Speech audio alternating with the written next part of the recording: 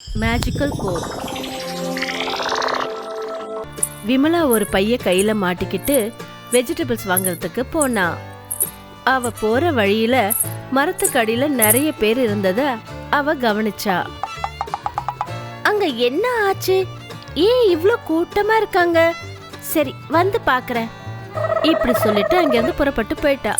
அந்த மரத்துக்கடியில சாராப்பாங்கிற ஒரு ஆளு மேஜிக் பண்ணிட்டு இருந்தாரு. அவரு கையில ஒரு சீப்பை வச்சுக்கிட்டு அவரு, இங்க பாருங்க சகோதரர்களே, நீங்க நினைக்கிற மாதிரி இது ஒரு சாதாரண சீப்பு இல்ல, இது மேஜிக்கல் சீப்பு. இன்னைக்கு நீங்க எல்லாரும் என் முன்னாடி வந்து நின்னுட்டு உங்களுக்கு என்ன மாதிரி ஹேர் ஸ்டைல் வேணும்னு மட்டும் என்கிட்ட சொல்லுங்க. இந்த மேஜிக்கல் சீப்பை உங்க தலை மேல நான் வச்சதும் அடுத்த நிமிஷமே உங்களுக்கு விருப்பமான ஹேர் ஸ்டைல் தானாவே வந்துரும். அரே என்ன பைத்தியக்காரன் நினைச்சிட்டியா? சீப்பால தொட்டா ஹேர் ஸ்டைல் எப்படியா மாறும்? அப்படி நடக்கலன்னா அப்புறம் நான் உங்களுக்கு 10,000 ரூபாய் தந்துடுறேன். அப்படி உங்களுக்கு அது நடந்ததுன்னா எனக்கு நீங்க 1000 ரூபாய் தந்தா மட்டும் போதும். அப்படின்னா சரி. எனக்கு பவன் கல்யாண் மாதிரி ஹேர் ஸ்டைல் பண்ணி கட்டு பார்க்கலாம். சாரப்பா அந்த சீப்பை சிவாவோட தலையில வச்சாரு. அது மேல ஒரு கர்ச்சிஃபையும் மூடினாரு. அவ்வளவுதான், அவனோட ஹேர் ஸ்டைல் பவன் கல்யாண் மாதிரியே ஆயிடுச்சு. எல்லாரும் ஆச்சரியப்பட்டாங்க. அதுக்கப்புறம் ஒவ்வொருத்தரா லைன்ல நின்னு மாத்தி மாத்தி அவங்களுக்கு பிடிச்ச ஹேர் ஸ்டைல பண்ணிக்கிட்டு போனாங்க. இத பார்த்துட்டு விமலா என்ன யோசிச்சான்னா, மேஜிக்கல் சீப்பா, இது எப்படியாவது என்னோட கைக்கு வரணும். நாரப்பா அவரோட ஷோவை முடிச்சிட்டு எல்லா பொருளையும் பேக் பண்ணி எடுத்து வச்சாரு. உங்க மேஜிக் ரொம்ப நல்லா இருந்துச்சு.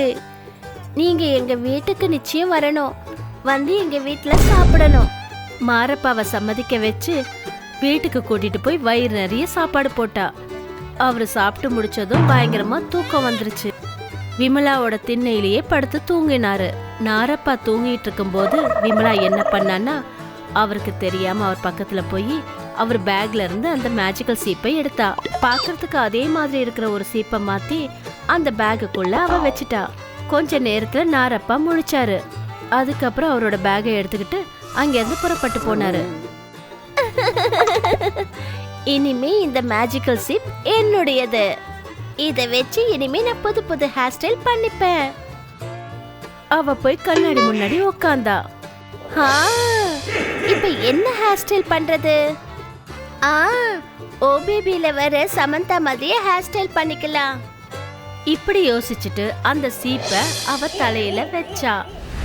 அதுக்கப்புறம் பார்த்தா அவளோட hair style Samantha hair style மாதிரியே ஆயிடுச்சு. வாவ், இது உண்மையிலேயே மேஜிக் தான். அதுக்கப்புறம் அவ 2-3 ஹேர் ஸ்டைல ட்ரை பண்ணா. இப்படி இல்ல, இந்த சீப்பை வச்சு நான் பணம் சம்பாதிக்க போறேன். நான் பக்கத்து கிராமத்துக்கு போய் ஹேர் ஸ்டைல் மேல பெட் கட்டி நிறைய பணம் சம்பாதிக்க போறேன்.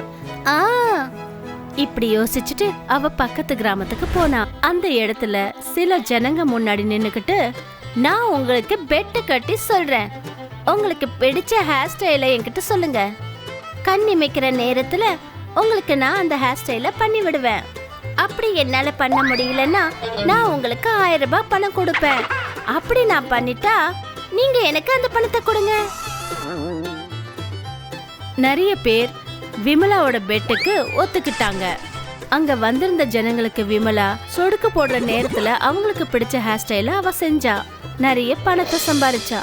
அங்க மேஜிக்கல் சீப்பை தொலைச்ச அந்த ஆளு எந்த வேலை வெட்டியும் இல்லாம பாவம் பைத்தியம் பிடிச்ச மாதிரி ஒவ்வொரு ஊரா அவர் சுத்தி விமலா இருந்த ஊருக்கே கடைசியில வந்து சேர்ந்தாரு. விமலா கையில இருந்த சீப்பு அவரோடது தானு அவரு கண்டுபிடிச்சிட்டாரு. வீட்டுக்கு கூப்பிட்டு சாப்பாடு தரேன்னு சொல்லிட்டு என்னுடைய மேஜிக்கல் சீப்பை திருடிட்ட இல்ல, உன்னை என்ன பண்ற பாத்துக்கிட்டே இரு. இப்படி யோசிச்சுட்டு அவரு விமலா கிட்ட போனாரு. ஆனா விமலாவால பைத்திய மாதிரி இருந்த நாரப்பாவை கண்டுபிடிக்க முடியல. சொல்லுங்க, உங்களுக்கு என்ன ஹேர் ஸ்டைல் வேணும்? எனக்கு எதுவுமே தேவையில்லை. ஒரு தடவை அந்த சீப்பை தொடறதுக்கு அனுமதிச்சா போதும். அடுத்த நான் உங்களுக்கு 1000 ரூபாய் தரேன். அவ்வளவுதானா? அப்படியா? இந்தாங்க, இத தொட்டு பார்த்துட்டு பணத்தை கொடு. இப்படி சொல்லிட்டு அந்த சீப்பை நாராப்பா கிட்ட கொடுத்தா. அந்த சீப்பை வாங்கின நாரப்பா அந்த சீப்ல இருந்த ஒரு மேஜிக்கல் பல்ல உடைச்சிட்டாரு. அப்புறம் அந்த சீப்பை அவகிட்ட திருப்பி கொடுத்துட்டு அங்கேருந்து போனாரு. வேற யாராவது இருக்கீங்களா? இந்த மாதிரி 1000 2000 வச்சு என்ன பண்றது? இப்போ ஒரு பொண்ணு வருது இல்ல, அவளுக்கு நீங்க மூவி ஹீரோயின் மாதிரி ஹேர் ஸ்டைல் பண்ணி காட்டுங்க. அப்புறம் நான் உங்களுக்கு 1 லட்சம் ரூபாய் தரேன். ஒருவேளை உங்களுக்கு அதை செய்ய முடியலனா, இவ்வளவு நாள் நீங்க எவ்வளவு பணம் சம்பாரிச்சீங்களோ அதெல்லாத்தையும் எனக்கு கொடுத்துருங்க. சரி, உடனே பணத்துக்கு ஏற்பாடு பண்ணு.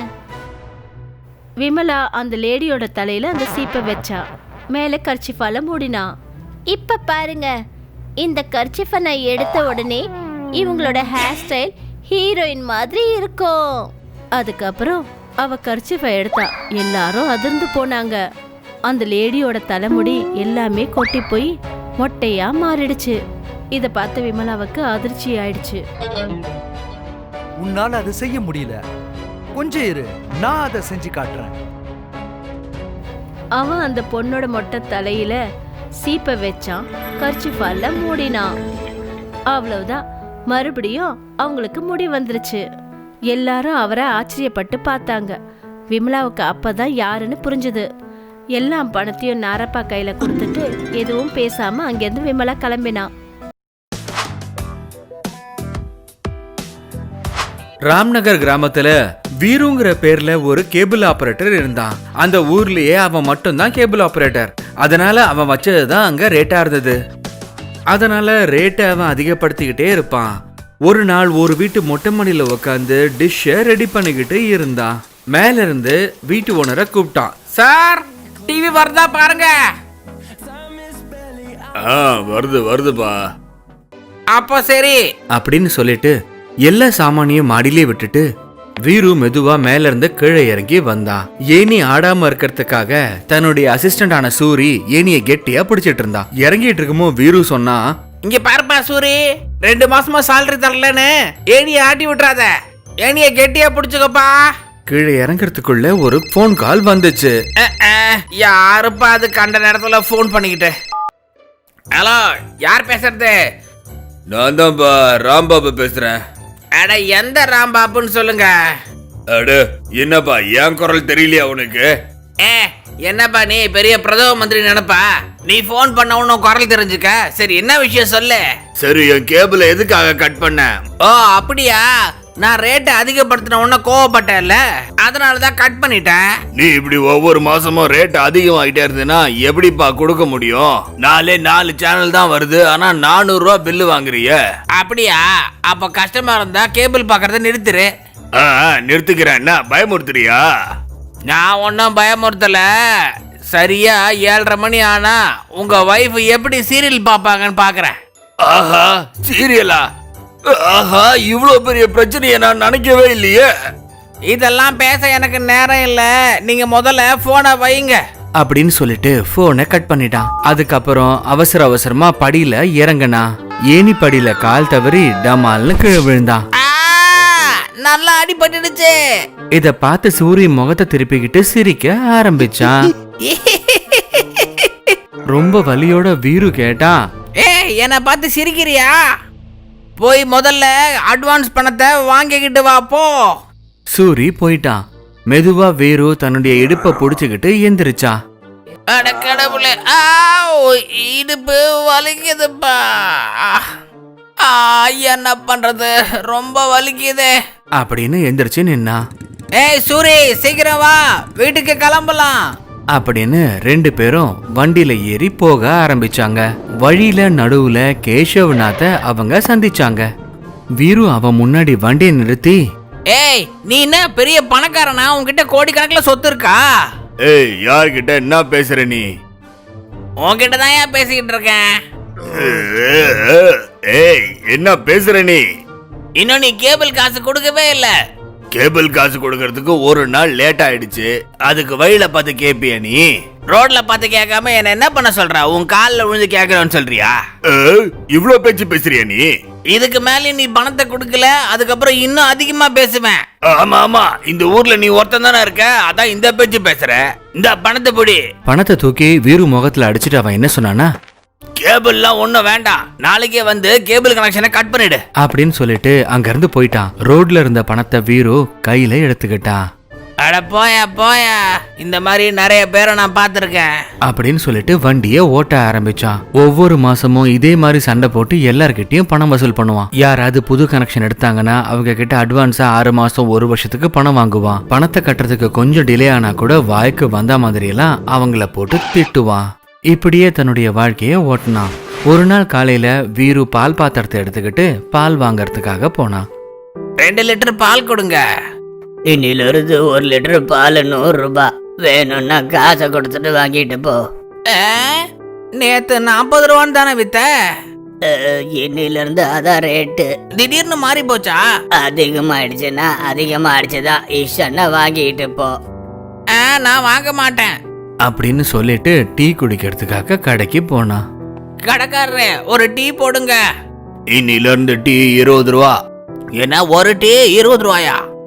ஆமா, குடிக்கிறதா தான் குடி, இல்லன்னா இங்க இருந்து போ.